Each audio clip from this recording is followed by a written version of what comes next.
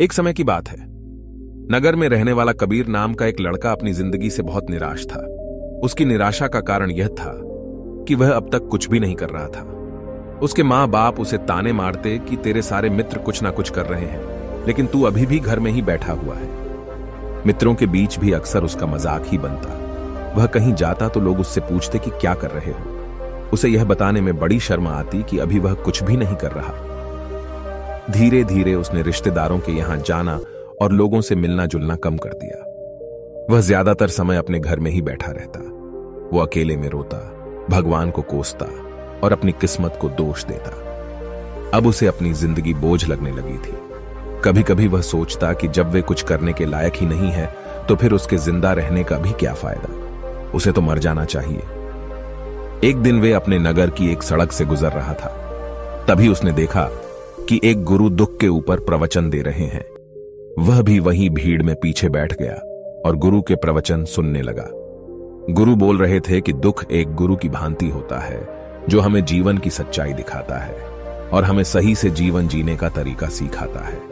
आप चाहें तो अपने दुख रूपी गुरु से जीवन जीना भी सीख सकते हैं और चाहे तो उस दुख में डूबकर बैठकर रो भी सकते हैं। कबीर भी गुरु की ये सारी बातें ध्यान से सुन रहा था, लेकिन उसे गुरु की ये बातें सही नहीं लगी। उसने खड़े होकर कहा, दुख कुछ भी सिखा कर नहीं जाता, सिर्फ पीड़ा देकर जाता है। दुख की पीड़ा अनंत होती है। ऐसा लगता है इसके बाद कुछ भी नहीं होने वाला, कुछ भी नहीं मिलने वाला। मृत्यु भी उसके सामने छोटी लगने लगती है। गुरु ने कहा, आखिर क्या दुख है तुम्हें?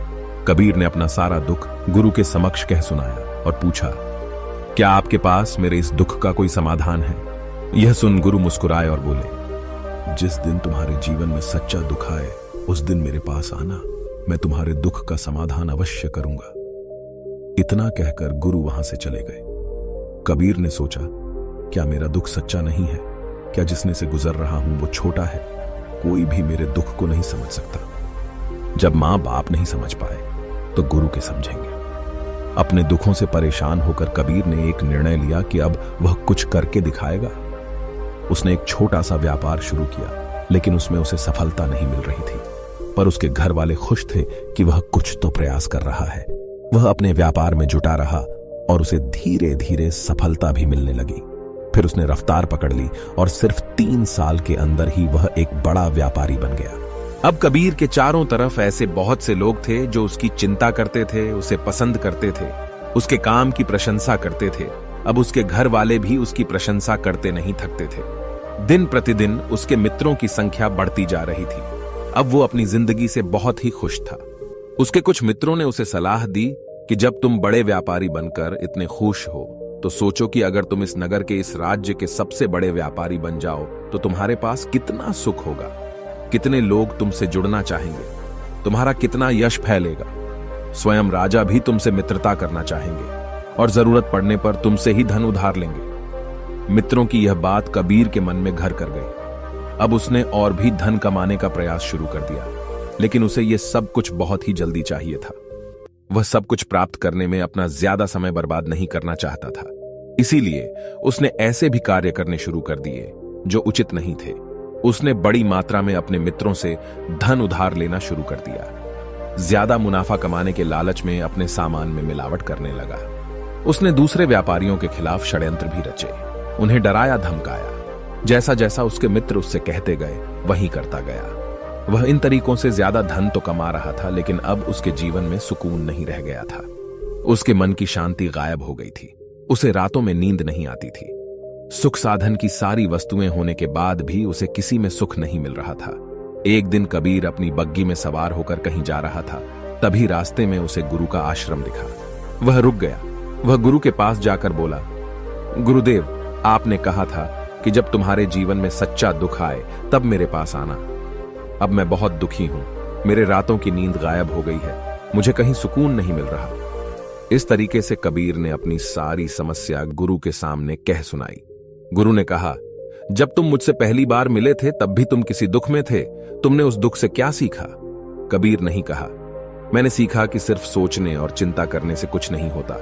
अपनी सोच को सच करने के लिए कर्म करना पड़ता है और सिर्फ कर्म करने से भी कुछ नहीं होता। अपने कर्म को अंतिम पड़ाव तक ले जाना भी आवश्यक होता है। चाहे रास्ते में कितनी मुश्किलें आईं, मन कितना ही निराश हो, कितना ही लगे कि अब आगे कुछ भी नहीं होने वाला, तब भी यह मानकर चलो कि मैं जो भी कर रहा हूं उसमें सफल अवश्य होगा। लोग सिर्फ सफल व्यक्ति को ही सम्मान देते हैं, फिर चाहे कोई कितना ही अच्छा क्यों ना हो, वह लोगों की नजरों में होता है। यह सब सुन गुरु मुस्कुराए और बोले, यह असली दुख नहीं है। जब तुम्हारे जीवन में असली दुख आए तब मेरे पास आना, मैं उसका समाधान अवश्य करूंगा। कबीर नहीं जाते समय गुरु को सोने के सिक्कों से भरा घड़ा भेंट किया। खड़ा देखकर गुरु ने कहा, यह मेरे किसी काम का नहीं, इसे उस पेड़ के नीचे गड्ढा खोदकर दफना दो। कबीर ने गुरु के कहे अनुसार घड़े को पेड़ के नीचे दफना दिया और वहां से चला गया। कुछ दिनों तक तो व्यापार अच्छी तरक्की कर रहा था, लेकिन गलत व्यापार की वजह से ही धीरे धीरे उसे व्यापार में घाटा होने लगा। उसकी सारी धन संपदा धीरे धीरे खत्म होने लगी और एक दिन ऐसा आया जब उसके पास कुछ भी नहीं बचा और वह कर्जे से लग चुका था। लेकिन वह निश्चित था, क्योंकि उसने सारा कर्ज अपने मित्रों से ही लिया था। मैं सोचता था कि उसके मित्र बुरे समय में उसका साथ देंगे, लेकिन ऐसा कुछ भी नहीं हुआ। बुरा समय आते ही मित्रों ने ही सबसे पहले अपना उधार मांगना शुरू किया और उधार वापस न करने पर जान से मारने की धमकी भी दी। उसके शुभ चिंतक, उसे चाहने वाले सब उससे दूर हो गए। उसके वो मित्र जो उसके साथ मौज मस्ती किया करते थे, अब उससे दूर भागने लगे। उसके परिवार वाले उसे उसकी गलतियां और कमियां गिनाने लगी। उसकी सारी संपत्ति नीलाम हो गई और उसके पास कुछ भी नहीं बचा। उसने अपने पिता से सहायता मांगी तो पिता ने कहा, मेरे पास ये थोड़ी सी ही संपत्ति है, अगर मैं यह भी तुम्हें दे दूंगा तो तुम्हारी मां को कहां रखूंगा? इस संपत्ति हमारा आखिरी सहारा है। कबीर के भीतर बहुत गहरा दुख था। उसके आसपास ऐसा कोई भी नहीं था जो उसके दुख को समझ सके, उसे संभाल सके। लोगों से मिले इस धोखे और विश्वासघात की वजह से वह अंदर तक टूट गया। उसे लगने लगा, अब जीने का क्या मतलब? अब तो मृत्यु हुई एकमात्र सहारा है, वो है आत्महत्या करने। एक भारी की तरफ जा रहा था कि तभी उसे याद आया, गुरु ने कहा था, जब तुम्हारे जीवन में असली दुख आए तब मेरे पास आना। कबीर गुरु के पास गया और अपना सारा दुख के सुनाया। वहीं आंखों में आंसू भरकर बोला, मेरे इस दुख का समाधान कीजिए। गुरुदेव गुरु ने कहा, जब तुम्हारे जीवन में असली दुख आए तब मेरे पास आना, मैं उसका समाधान अवश्य करूंगा। कबीर ने कहा, क्या अभी जो मेरे जीवन में घट रहा है वो दुख नहीं है? आखिर असली दुख होता क्या है? गुरुदेव गुरु ने कहा, सबसे पहले तुम ये बताओ कि तुमने अपने इस दुख से क्या सीखा? कबीर ने ही कहा, मैंने सीखा कि जो लोग हमारी सफलता, हमारी तरक्की की वजह से हमारे जीवन में आए हैं, वो हमें धोखा अवश्य देंगे, क्योंकि वह बुरे समय में हमारे साथ खड़े नहीं होंगे। वह केवल अच्छे समय में हमारा फायदा उठाएंगे और बुरे समय में छोड़कर चले जाएंगे। भरोसा केवल उन्हीं लोगों पर करना चाहिए जो हमारे बुरे समय में, असफलता के समय में हमारे साथ खड़े रहते हैं। लेकिन ऐसे लोग बहुत ही कम होते हैं, पर जिसके पास होते हैं उन्हें उनकी कद्र करनी चाहिए, उनका अपमान नहीं करना चाहिए। मैंने यह भी सीखा कि कभी किसी के खिलाफ षड्यंत्र नहीं रखना चाहिए। ईमानदारी और धैर्य के साथ अपना काम करना चाहिए और कभी लालच नहीं करनी चाहिए। अपना सारा दुख और अनुभव बताने के बाद कबीर आंखों में आंसू भरकर गुरु के सामने बैठा रहा। थोड़ी देर बाद गुरु उठे और उस पेड़ के नीचे गड्ढा खोदकर वह घड़ा बाहर निकाला जो सोने के सिक्कों से भरा हुआ था और उसे कबीर को दे दिया और कहा, जब तुम्हारे जीवन में असली दुख आए तब मेरे पास आना। कबीर ने गुरु को धन्यवाद दिया और उन्हें प्रणाम कर वहां से चला गया। उसने उस ढंग से एक छोटा व्यापार शुरू किया। अब वह एक छोटा व्यापारी बनकर भी खुश था। उसने पूरी लगन और ईमानदारी से व्यापार किया। देखते ही देखते वह अपने नगर का फिर एक बड़ा व्यापारी बन गया। उसका जीवन खुशियों और सुविधाओं से भर गया। लेकिन कोई कितना भी अच्छा हो, कितना भी अच्छा काम करें, दान करें, पुण्य करें, लोगों की मदद करें, लेकिन जीवन में दुख तो आता ही है। तो कबीर के जीवन में भी दुख आया। उसके माता पिता की मृत्यु के रूप में वो दोनों एक ही दिन मृत्यु को प्राप्त हो गए। कबीर अपने माता पिता से बहुत प्रेम करता था, इसलिए उसे उनकी मृत्यु से बहुत गहरा आघात पहुंचा। वह उन दोनों के पार्थिव शरीर को शमशान घाट ले गया, जहां उनकी अंतिम क्रिया की गई। वहां उसने अपने माता पिता के शरीर को जलते हुए देखा तो उसका मन बेचैन हो गया। उसके अंदर बहुत से प्रश्न उठने लगे हैं। घर वापस आया तो उसने अपने माता पिता के घर और संपत्ति को देखा, जिसके लिए उसके पिता हमेशा लड़ते रहते थे। आज वह लावारिस पड़ी है। आज उसकी देखरेख करने वाले, उसके लिए लड़ने वाले इस दुनिया से चले गए। उसके पिता ने जो भी कमाया था, जो भी बनाया था, वो सब यहीं रह गया था। दिन पहले तक किसी से भी अपनी संपत्ति के लिए लड़ जाने वाले उसके पिता आज खुद इस दुनिया से अलविदा हो गए थे। उसका मन इसी तरह के अनेक विचारों के भंवर में फंसा हुआ था। उसे अंदर से अकेलापन और डर महसूस हो रहा था। उसे कुछ खालीपन सा महसूस हो रहा था। उसे लग रहा था कुछ तो है जिससे वो समझ नहीं पा रहा। इसीलिए वो गुरु के पास गया। उसे देखते हुए गुरु ने कहा, क्या जीवन में कोई दुख है? कबीर नहीं कहा, वैसे तो जीवन में कोई दुख नहीं है गुरुदेव, सब सुख है, सब अच्छा चल रहा है, लेकिन आज मेरे माता पिता की मृत्यु हो गई। इस घटना से मेरा मन बहुत दुखी और बेचैन है। गुरु ने कहा, इसमें दुखी होने वाली कौन सी बात है? वन दिन तो सभी के प्रियजनों को मरना ही है। हमेशा जीवित ना तो कोई रहा है और ना ही कोई रहेगा। एक दिन तो तुम्हें भी मरना ही है। हो सकता है कल ही मर जाओ या आज भी मर सकते हो। कबीर ने कहा, ये आप क्या कह रहे हैं? गुरुदेव की मैं भी मर जाऊंगा, पर मैं तो अभी जवान हूं। गुरु ने कहा, इस भ्रम में तो सभी जी रहे हैं कि मृत्यु दूसरों को आती है, बूढ़ों को आती है, लेकिन बूढ़ों के सामने ही जवान मर जाते हैं, बच्चे मर जाते हैं। मृत्यु का किसी की उम्र से कोई संबंध नहीं है, तो सबको अपना बना लेती है। गुरु की यह बातें कबीर के मन में घर कर गई और वह चुपचाप वहां से चला गया। लेकिन उसका मन अभी बेचैन था, अब भी था। वह कुछ खालीपन सा महसूस कर रहा था। वह पूरे दिन अपने बारे में सोचता रहता कि वह कौन है, इस दुनिया में क्यों आया है, क्या सिर्फ चीजों का उपयोग करना और मरना ही जीवन का लक्ष्य है? ऐसे ही बहुत से प्रश्न उसके मन में लगातार उठ रहे थे, लेकिन उसे अपने किसी भी प्रश्न का उत्तर नहीं मिल पा रहा था और उसका दुख दिन प्रतिदिन बढ़ता जा रहा था। इसीलिए कुछ दिनों बाद वह फिर गुरु के पास पहुंचा और बोला, गुरुदेव, मैं बहुत दुखी हूं, क्योंकि मैं यह नहीं जान पा रहा हूं कि मैं कौन हूं और इस दुनिया में क्यों आया हूं। यह सुन गुरु मुस्कुराए और बोले, आज पहली बार तुम्हारे जीवन में सच्चा दुख पैदा हुआ है। वास्तव में यही है जो दुख कहलाने के लायक है कि हमें पता नहीं कि हम कौन हैं, क्यों आए हैं, क्या करना है, कैसे करना है। कबीर नहीं कहा, गुरुदेव, मेरे इस दुख का समाधान कीजिए। गुरु ने कहा, हम सभी इंसान जीवन भर का इकट्ठा करते रहते हैं। कबीर नहीं कहा, हम सभी इंसान जीवन भर धन, संपत्ति, मान, सम्मान, परिवार, मित्र, शत्रु, पद, प्रतिष्ठा इत्यादि इकट्ठा करते रहते हैं। गुरु ने कहा, क्या इन इकट्ठा की हुई सभी चीजों में से एक भी चीज को अपने साथ ले जा सकते हैं? कबीर ने कहा, नहीं गुरुदेव, इनमें से कुछ भी साथ नहीं जाता। मेरे माता पिता के साथ भी कुछ नहीं गया, सब तो यहीं छूट गया, हर परिवार, संपत्ति, सब कुछ।